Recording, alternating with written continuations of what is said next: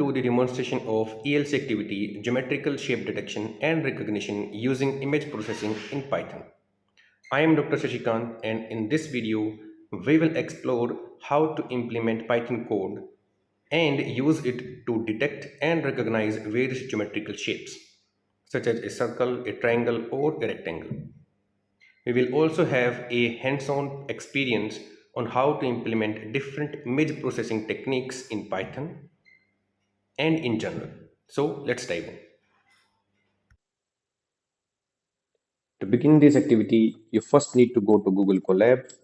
You can also work in the software Anaconda by downloading it on your laptop or computer. You click on this Google Colab, sign in. You will have the option to create a new notebook. Click on this and you will see this kind of interface on your screen. This portion is for writing the Python code. On left hand side is our workspace area. By clicking on this folder,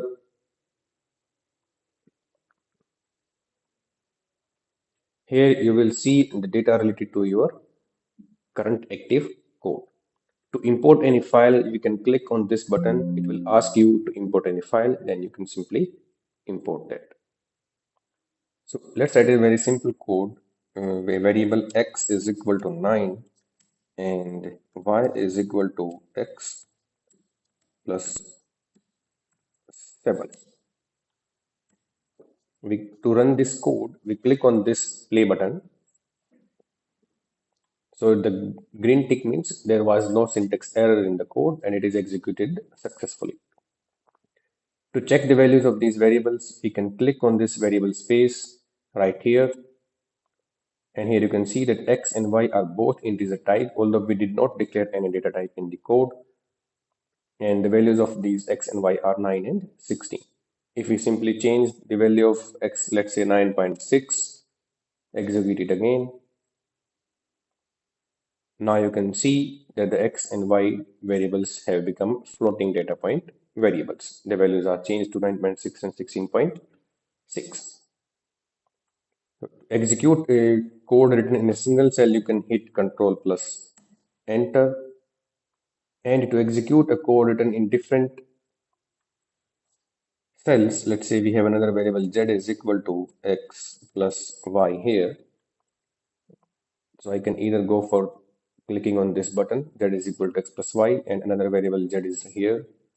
Its value is 26.2. It's also a floating point variable. So instead of clicking on different cells, I can simply hit on Control F9. Then all the cells will be executed simultaneously. Okay. So to delete any cell, we can simply click on this icon here and that particular cell will be deleted. For our activity, first we have to import some important libraries in Python.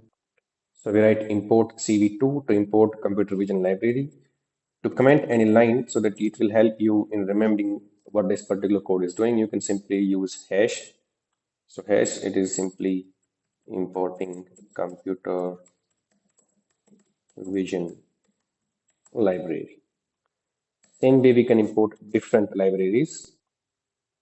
So let's import another library PIL. We can also comment here. So this one is a Python imaging library. So we can write here as Python imaging library. Let's import another one.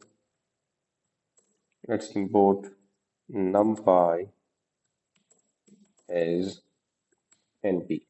So in this one, we are not only importing the numpy library, but we are importing it as np. So from now on, we will use np dot the functions that are present in np library. Okay, so this is basically for numerical operations.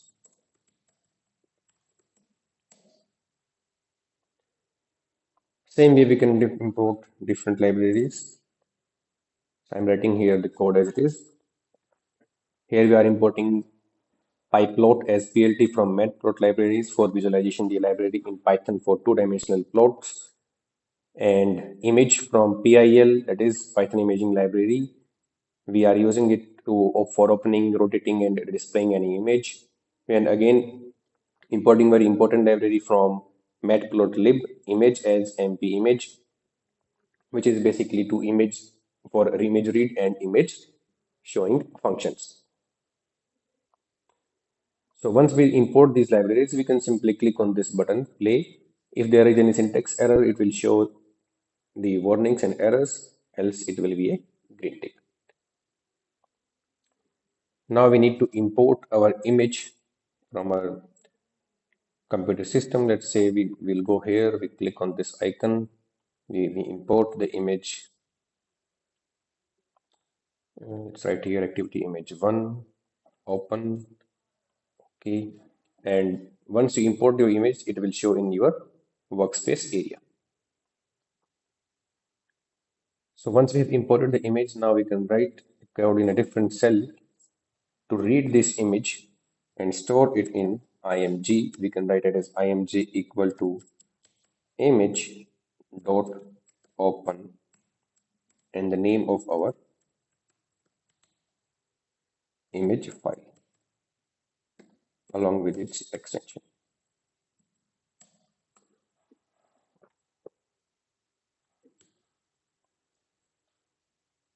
Once you have loaded it, now we can also plot and see our image.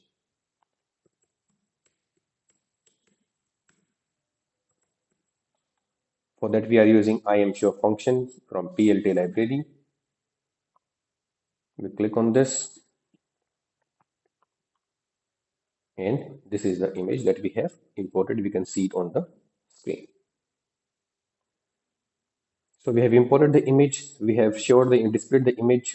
Now we will be seeing different properties of the image. To do that, we can write here print and use the img function dot format.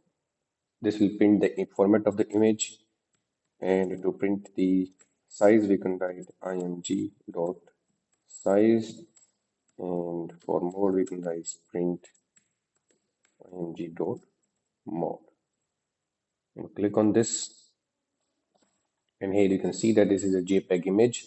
The size of the image is 1238 by 1280 pixels, and it is in RGB mode. So till now our IMG is in JPEG format. Now we will convert it into an n-dimensional array using the numpy function. For that, we will write the code right here. Before converting it to an array, we can also check here till now which type of variables do we have. So it is showing the first three variables x, y, z and an img, which is a JPEG image file. So let's now convert it to an n-dimensional array. Image equal to, we'll use the function np dot array and then the name of the image file in which we have stored it. This will basically convert the JPEG format into n-dimensional array. Then we have to let's run it first and now check our variables. Now you can see that image is an n-dimensional array. If you simply put your cursor on, you can see the format and different values of the variable also. You can see here the value, it's 1280 into 1238 by 3. 3 is basically why, because the mode of the image was RGB. So every pixel is having three different values. Now we have the n-dimensional array. Now we can convert it into grayscale. For that, we are using this function from CV library, cv2.cvt color. Then we will provide input to this function, that is image, and now write the function for converting into gray, that is cv2 dot color underscore bgr 2 gray. If you start typing a certain inbuilt function, it will also show you in the suggestion box also. You can simply click on that or enter it. Now let's run this. No compilation error. Now you can see there is another variable here, gray. and all its values are now, let's, you can see the size of this particular variable, that is 1218 to 1238. So every three values that were for one each of the pixels is now converted into one simple single value. One dimension is gone from the variable. Now let's check how this particular image looks. For that we will write plt, let's write it in a different cell, plt dot im show gray.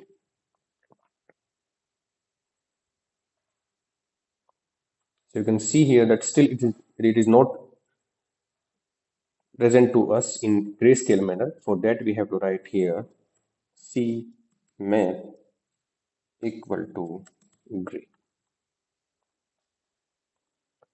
It is showing error. Okay, we have to give it in the like this. So now you can visualize the image that is in grayscale. Now we will apply the binary thresholding operation. For that, we will use the function cv2.threshold. We will provide the last operated image, that is gray. Then we will provide one target value 110, one threshold value 110, and target value 255. So this basically means any value in the image gray greater than 110 will be set to 255. But right now we want opposite of that. For that we will use here cv2 dot thresh thresh underscore binary underscore inv. So this will make every pixel value less than 110 equal to 255. Greater than 110 will become 0.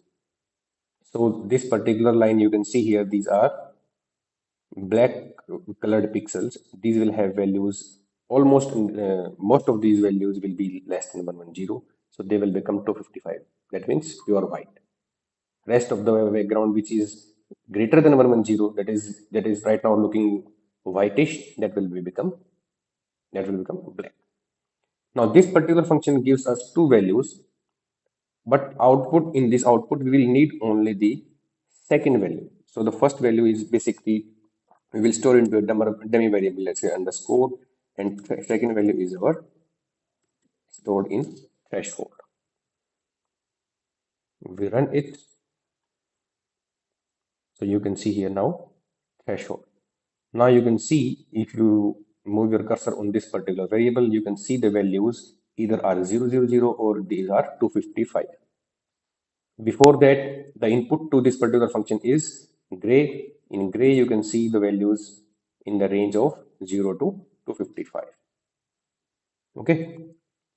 Now let's see how this particular output looks. So for that, we will simply write plt.imshow threshold cmap equal to gray. Click on this. And now you can see this was the input image. So all the black lines have become the white lines. All the white background has become black. You can see some of the irregularities right here, that these particular two lines are not connected to each other. Some noise in this particular corner also, some white dots here, here, here, and some dots here also. Now we will try to remove these dots. We will try to connect these vertices and make closed contours. So for this, we will do different morphological operations, and for that we will need different kernels of different sizes. So in this code, what we will do, we will write different kernel matrices for our morphological operations.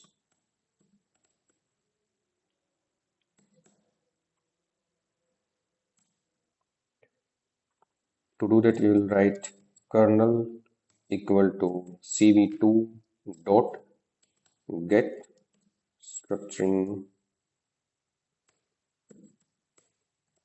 element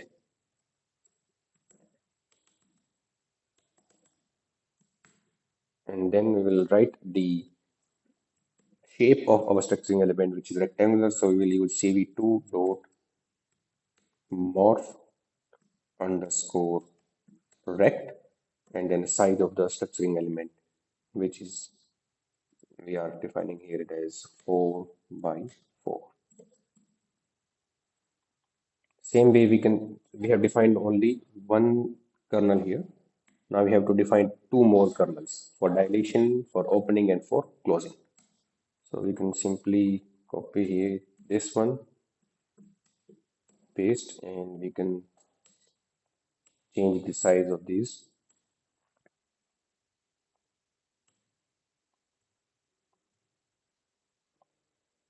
6 by 6 and 3 by 3.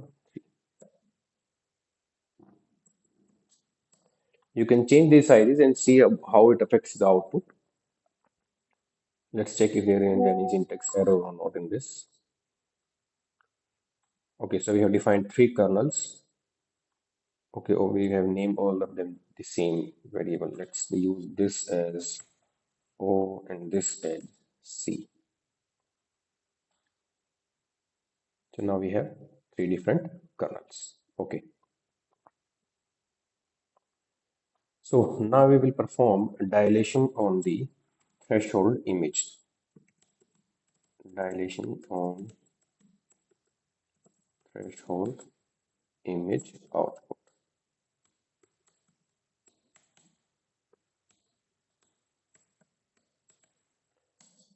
So we will store the output in, let's say, dilate equal to cv2 dot oh, cv2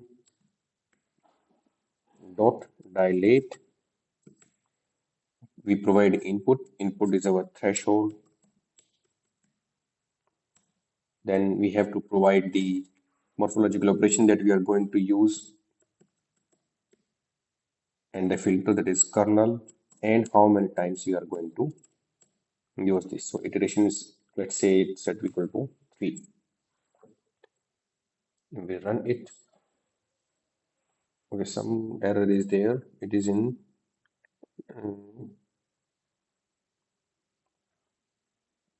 okay, so iterations, it has to be S.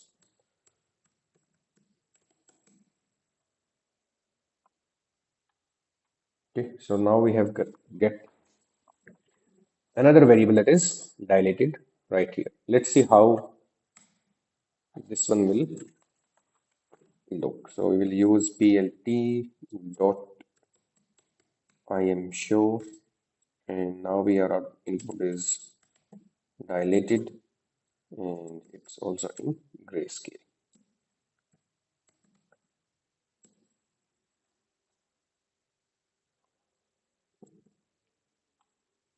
Okay, so now you can see that it looks like that someone has taken a marker, a very wide marker, and put on every pixel.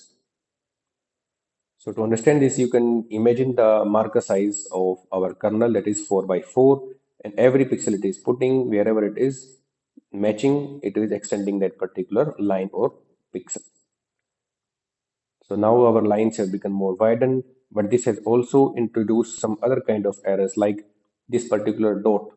White dot was very small, but after dilation, it has become bigger. Some other dots have also become bigger. Same is case for the sidelines. Okay, so this is what dilation does. After dilation, we will use the second morphological operation, that is closing. So closing will basically do connection of disjoining edges in the shape. Okay, so for that, let's say we have using closed to closed equal to cv2 dot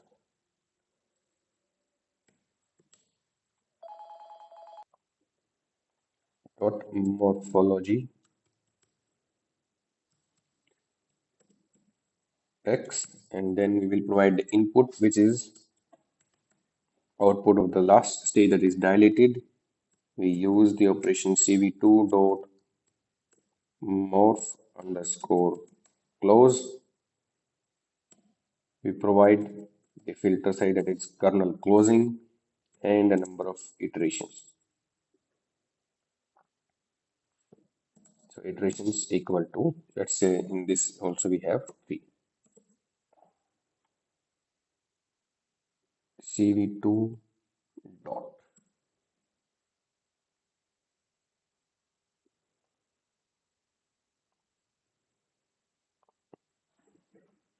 Okay.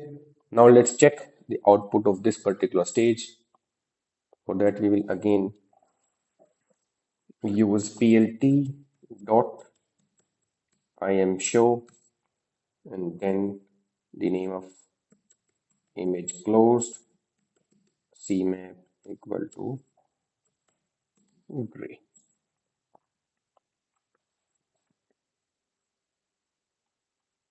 So you can see here this particular dot here and this particular dot which was near to the line. Now it has made some kind of connection with it and it is trying to make another closed loop. Same is true for this particular area also. Here there are 3 to 4 more dots. Here it has become only 2. Same some closing is also in this particular area also. So after applying the closing morphological operation, now we will be using the opening. Let's see what it does. So for closing, we will simply copy this code from here, paste it here. We will change the operator to morph underscore open. We will change the kernel size. Let's say kernel O, opening, closed. We have increased the number of iterations to 8 in this case.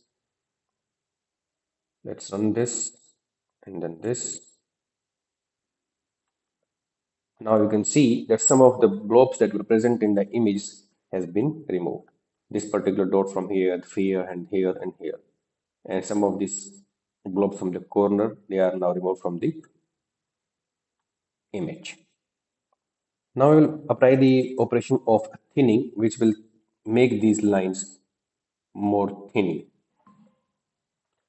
Okay, so now we will apply the process of thinning. After this, for that, we will write this X image processing and dot thinning operation on the opening image.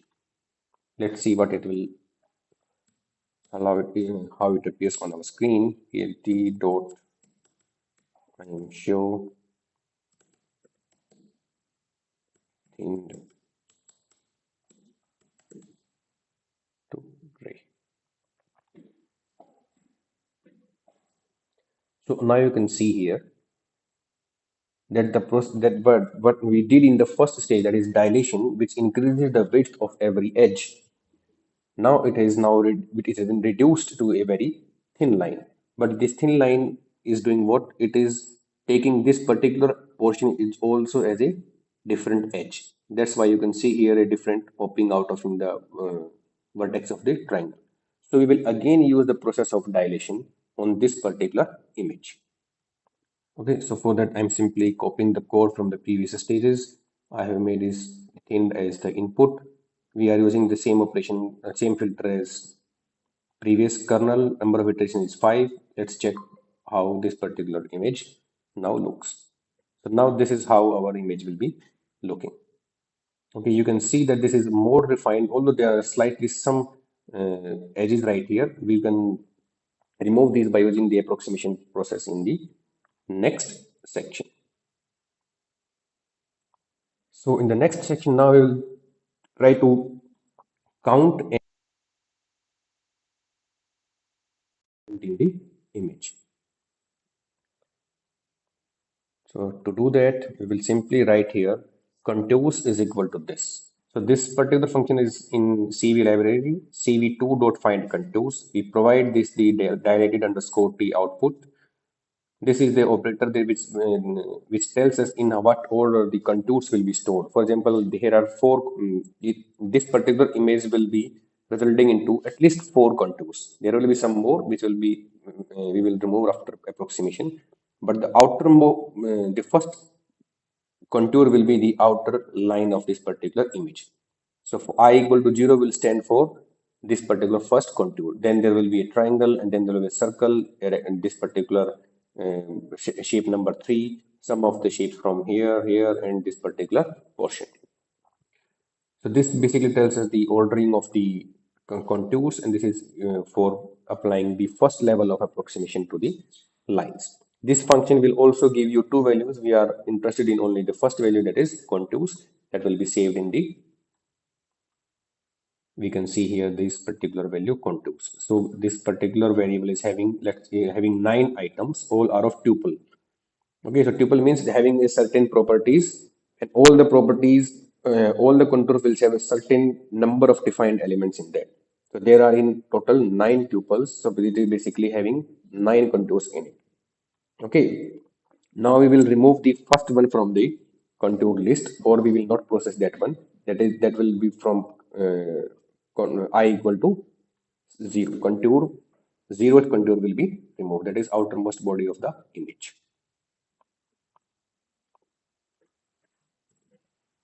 So we first set I equal to 0. Then for every value in contours, we will iterate.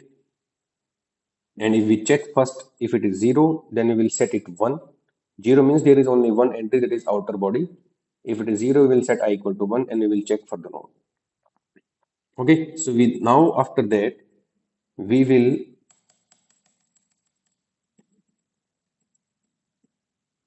from here on, we will approximate the contour shape using the approximate polar function, and this function will approximate a polynomial curve to the contour, and that will reduce the number of vertices while maintaining the shape. So every contour will be now iterated, and each of them will be approximated using the approx poly function.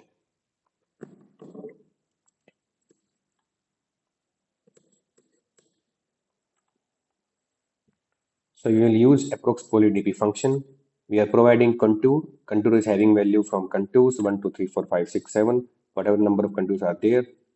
Then we are using a particular value right here. This basically is epsilon parameter, and depending upon, by changing the values of this, you can approximate, and you will have to experiment with this during your physical activity. Okay, now we have approximated. Then what we are going to do is we are going to draw this approximated contour over our original image. And for that we will use draw, that is uh, draw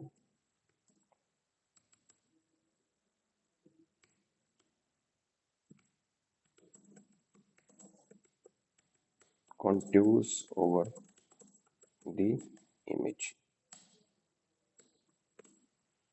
We are using CV to draw contour functions. In IMG, our input, and this contour is having basically boundaries. These are basically telling us the width and the color in which we are trying to draw. So 00 to 55 means RGB, that is blue colored contour.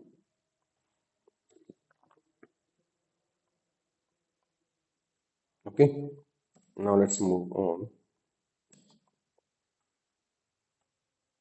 So now that we have drawn the found contours over the image, we will find the centroid of the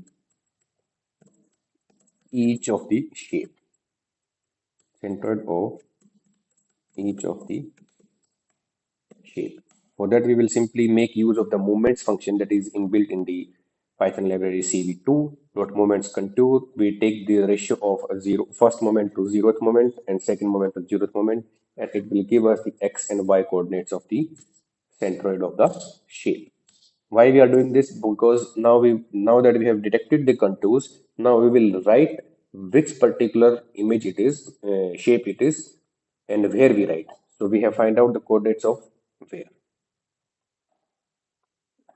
So now we will put name of shape. So for that we will first check whether it is a triangle or a rectangle. For that we will make use of length function. If length of the approx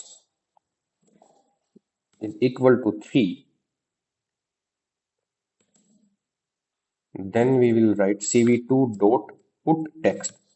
That is, it will put text on image, that is our img. What it will put? it will put triangle, where it should put the coordinates that we have found in using moments, that is x comma y, and in what format it should be put, for that we will make use of the font function cv2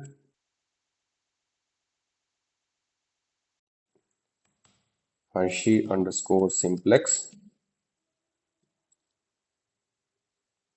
then its width, then its color, 255 0 0 and 5 cv2 dot.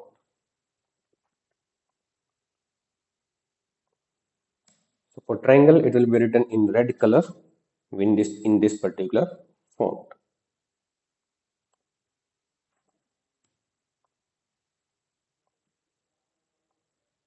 Same way we can extend this particular code for different shapes depending upon the length of the contours. Okay, so for length equal to 4, we will put rectangle in green color. For pentagon, we will put in green and a mixture of blue color with length equal to 5 and so on. For circle, if it is not matching with any of the length, we will put a circle on the image, on the contour. Okay, so let's run it. Okay, so no error. Now what we can do is we can simply plot dot I'm show and then image.